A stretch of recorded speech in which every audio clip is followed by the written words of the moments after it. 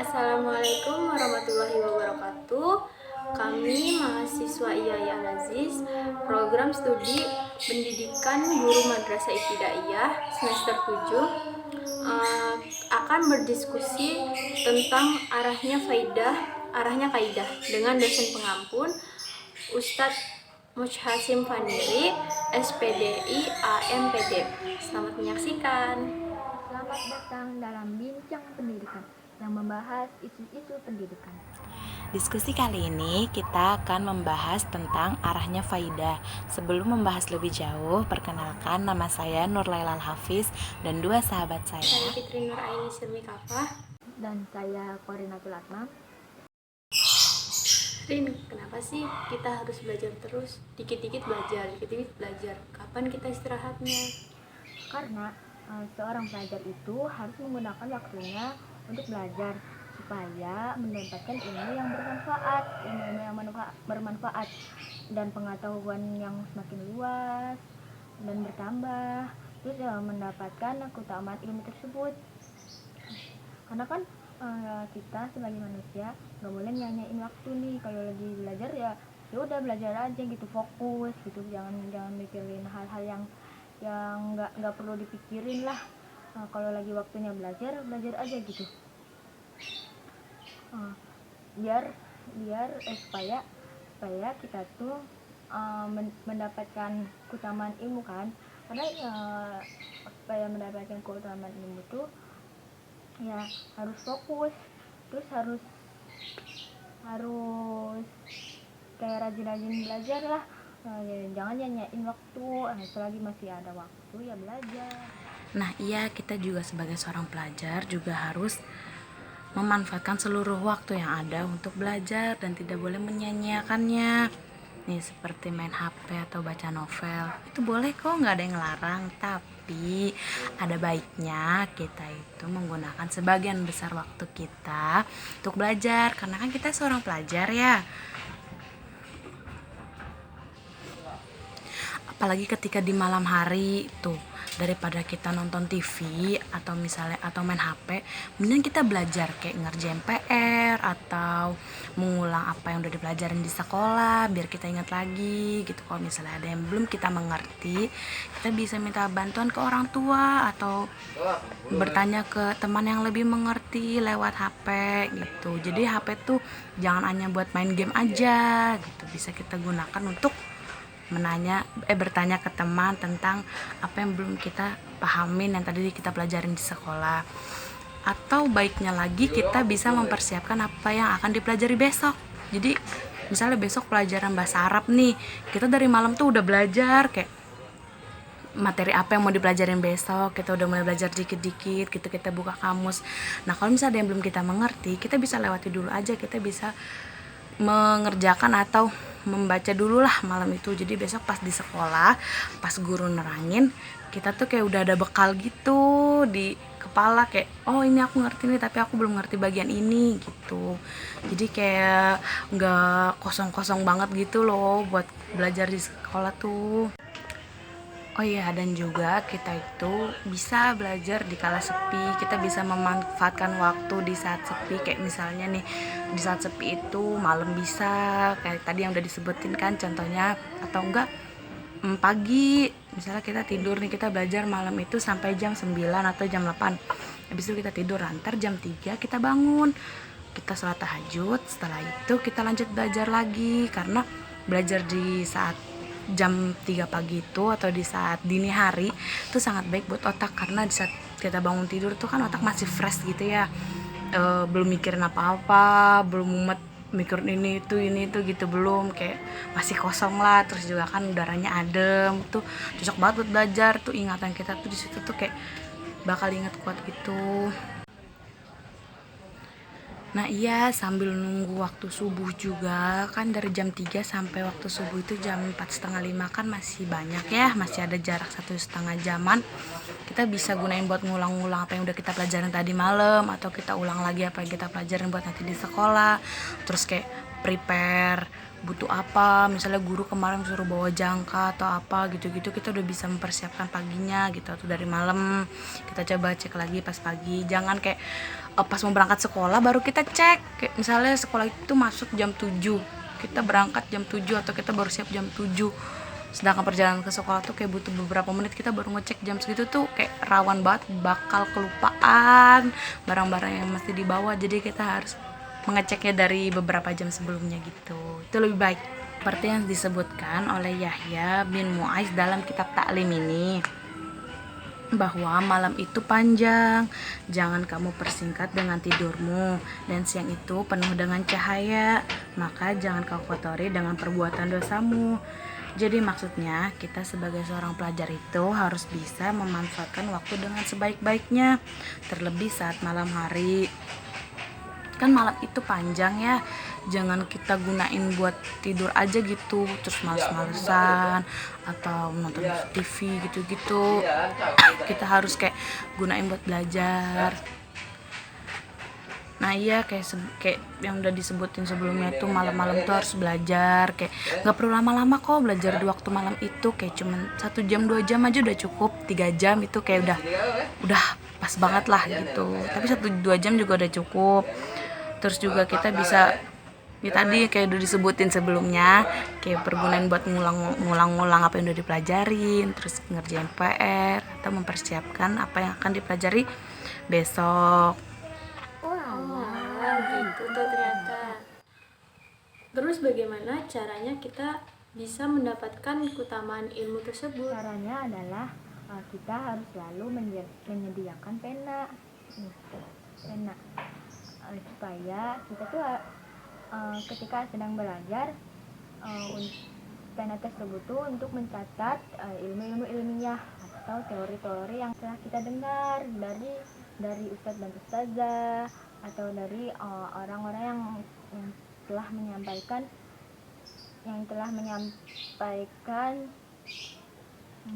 ilmu atau yang sedang menjelaskan suatu pelajaran gitu. Kenapa kita harus mencatatnya? Karena agar hasil yang telah kita dengarkan itu menjadi tetap gitu, dan menjadi abadi gitu, apa yang telah kita dengarkan gitu. Karena ada pepatah nih yang mengatakan,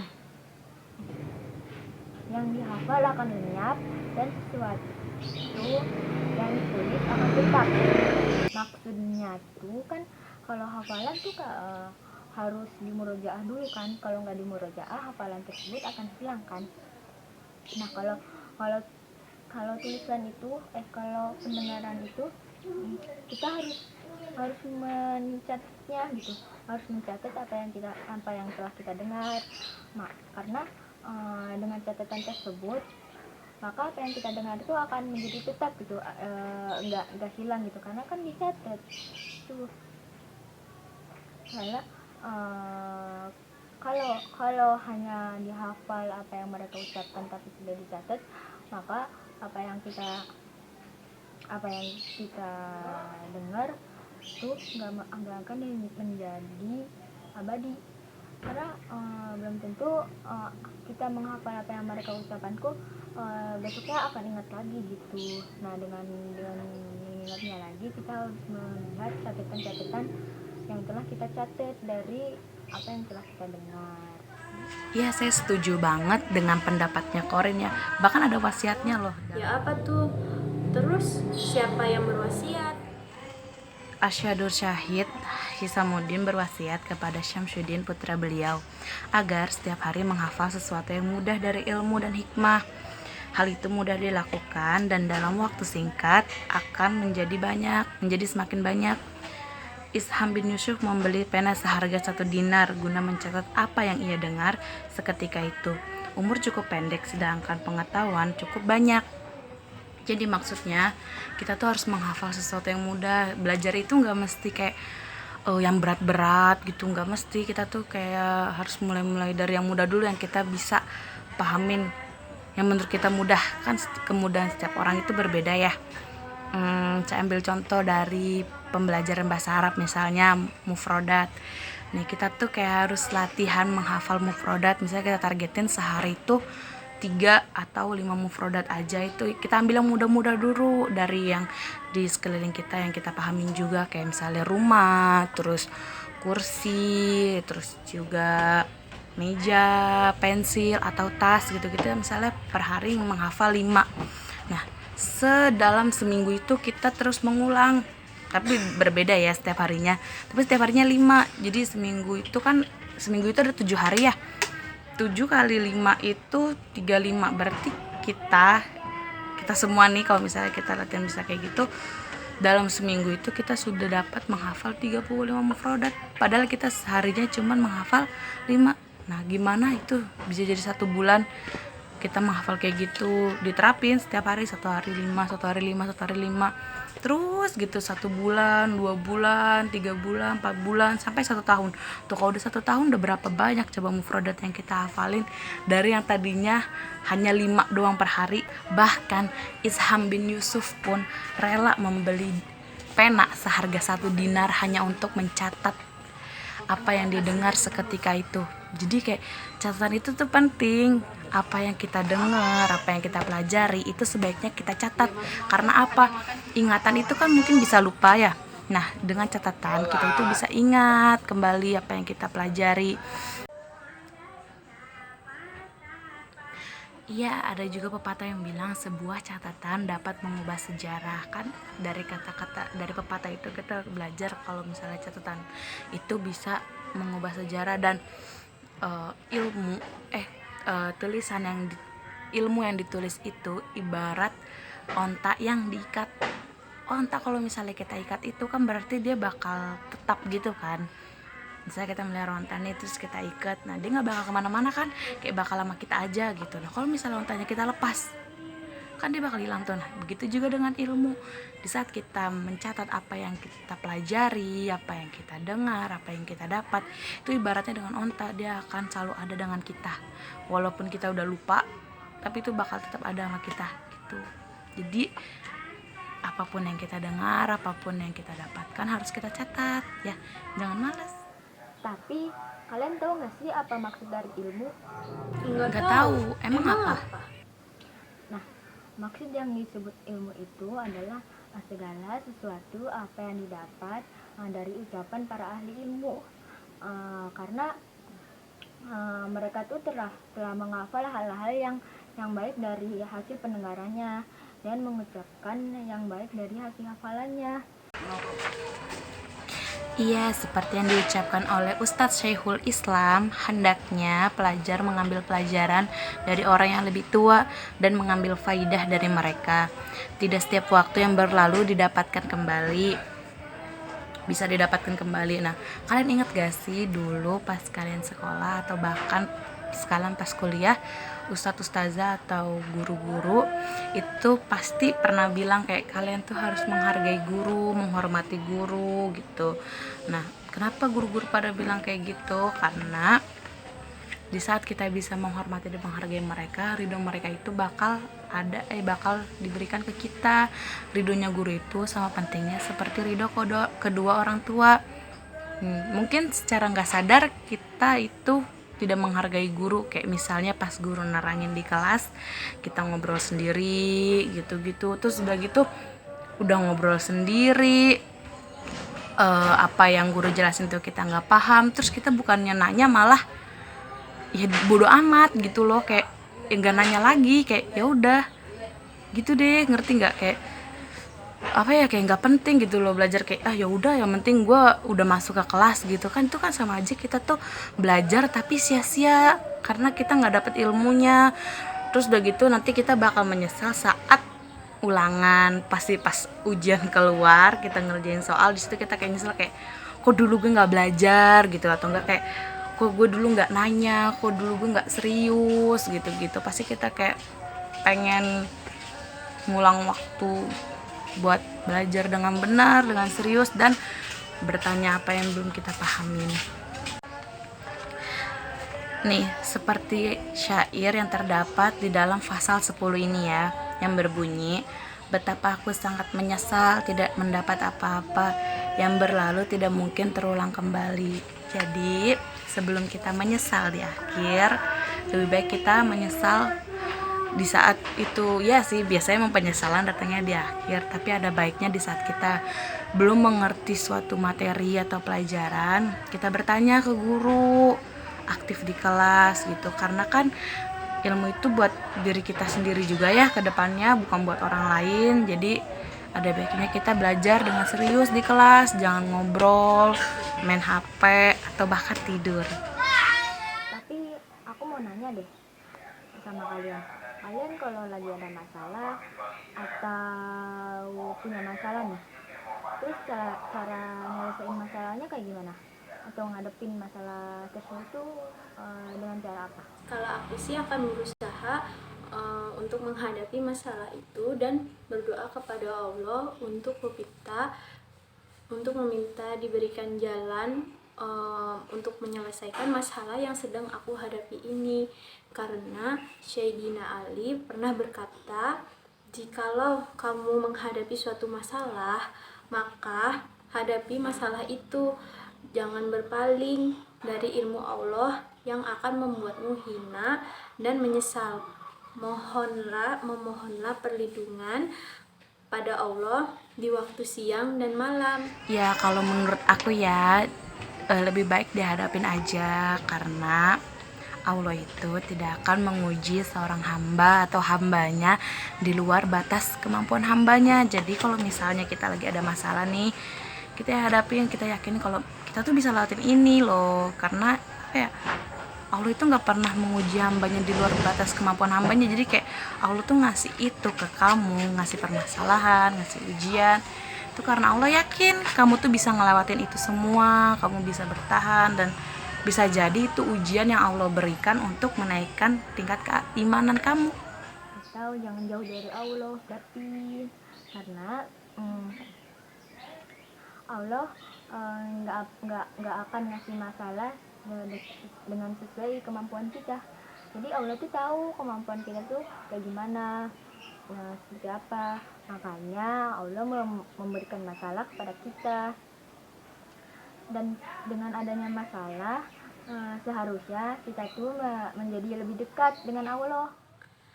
Suatu keharusan bagi pelajar untuk menanggung derita hidup selama menuntut ilmu. Cinta kasih itu terlarang kecuali dalam rangka menuntut ilmu. Maksudnya itu, kita sebagai seorang pencari ilmu atau pelajar harus benar-benar mencermati ilmu yang akan kita pelajari, karena ilmu tidak gampang bagaikan cinta terlarang. Karena seorang murid itu tuh harus bercumbu rayu dengan guru, dengan teman, dan dengan orang lain.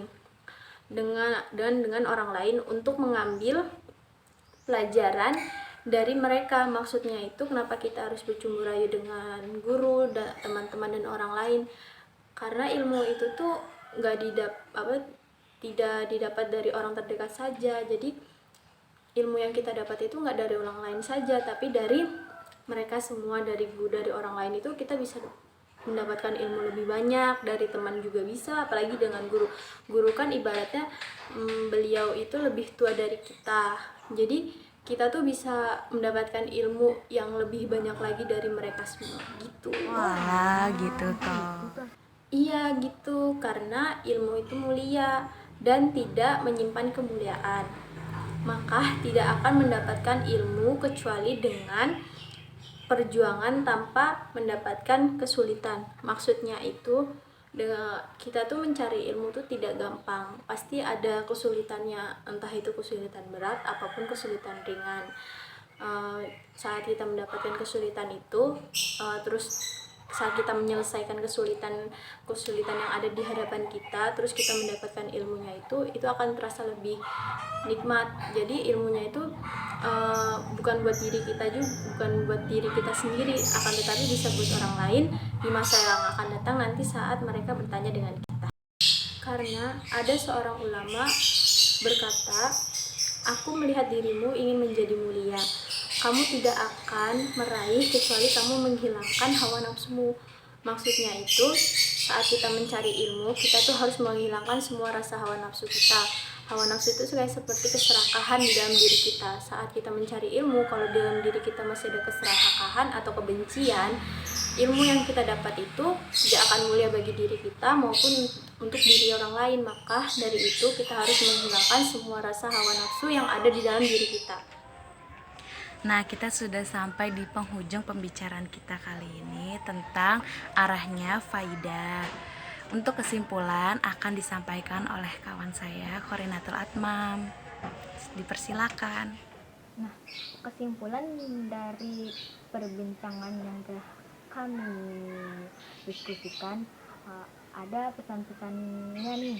Pesan-pesannya yang pertama adalah kita harus selalu menyediakan pena dimanapun kita berada, kemanapun kita pergi, kita harus membawa pena supaya kita tuh mencatat apa yang kita dengar gitu. Terus yang kedua, kalau kita lagi ada masalah,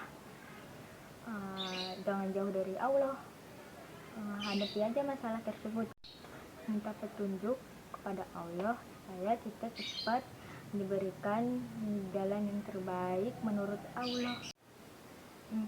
Terus yang ketiga, ketika kita sedang bertemu dengan orang yang lebih tua atau orang-orang para ahli ilmu, maka kita harus mengambil manfaatnya, faedahnya yang ada di mereka gitu. Ambil pelajaran-pelajaran yang baik yang ada pada mereka, karena dengan mengambil pelajaran yang baik tersebut kita jadi mempunyai bekal kehidupan yang akan kita hadapi ke depannya gitu. Terus jangan menyia-nyiakan waktu, karena kalau kita tidak mempergunakan waktu dengan sebaik mungkin, maka kedepannya kita tuh akan menyesal gitu. Kenapa sih kemarin harus membuang-buang waktu gitu. Nah, supaya nggak menyesal, kita harus mempergunakan waktu dengan sebaik mungkin. Sekian video diskusi dari kelompok kami. Mohon maaf bila ada kekurangan. Semoga bermanfaat bagi kalian semua. Hadza wallahu ya'ana wa ifanna walhamdulillahirabbil alamin. Wassalamualaikum warahmatullahi wabarakatuh.